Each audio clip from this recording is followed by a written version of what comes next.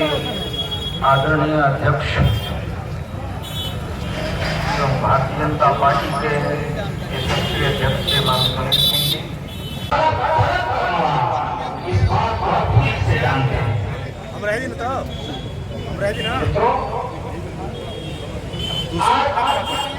एक सड़क को बड़े मनोयोग से मैंने बनवाया।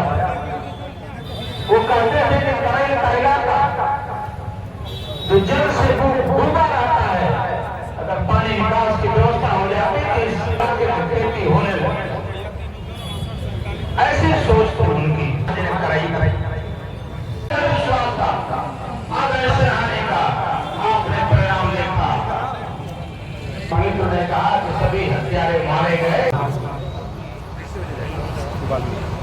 शहादत दिवस कार्यक्रम के सम्मानित अध्यक्ष मंच पर विराजमान परम आदरणीय कैप्टन अनिरुद्ध राय चाचा जी, इस कार्यक्रम में हम भारतीय जनता पार्टी के जिला अध्यक्ष आदरणीय सुनील सिंह जी मंच पर हाथ उठा के बोलेंगे, सप्त शहीद अमर रहे, सप्त शहीद अमर रहे।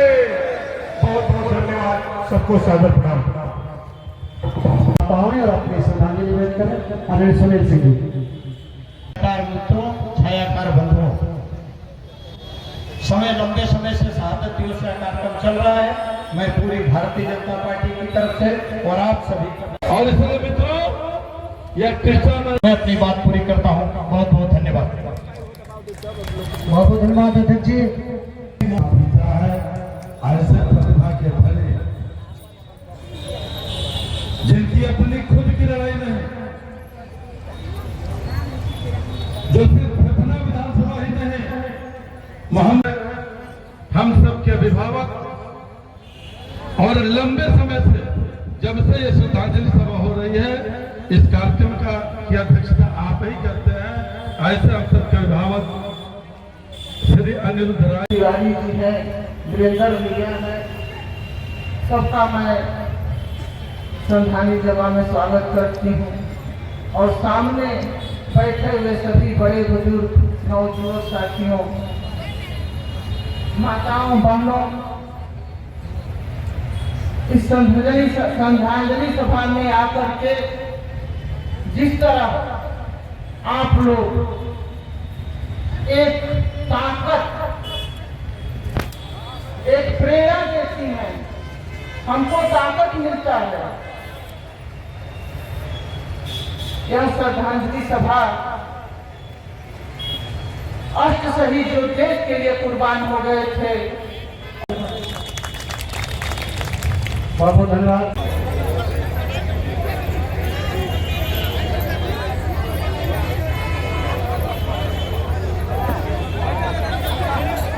के हिसाब से जाएगा तो अपने टीम के लोगों को एक साथ कर लीजिएगा।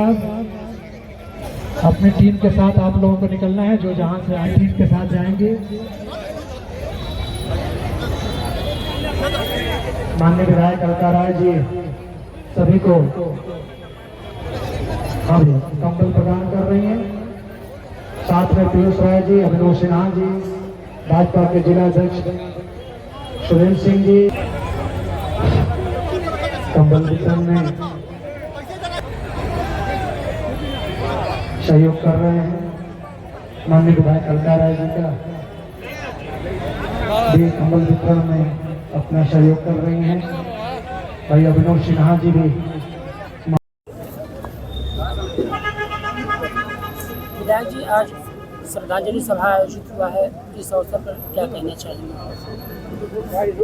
आज श्रद्धांजलि सभा थी। हमको लगता है कि 19वां श्रद्धांजलि सभा होगी।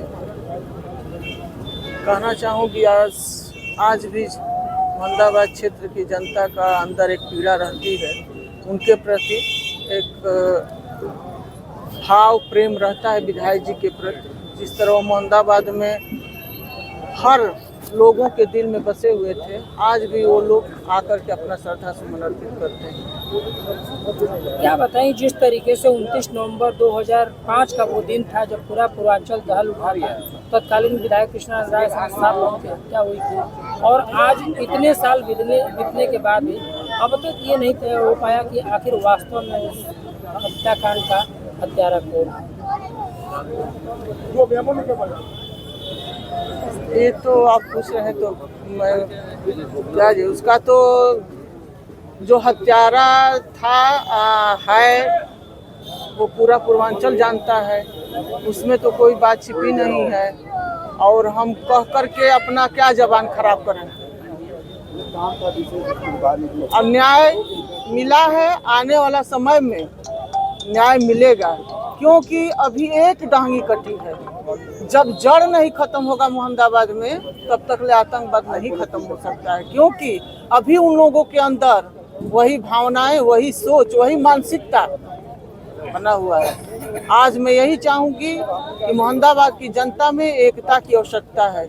हम लोग एक रहेंगे तो सुरक्षित भी रहेंगे और अपनी माँ, बहन और बच्चों की सुरक्षा भी कर सकते हैं।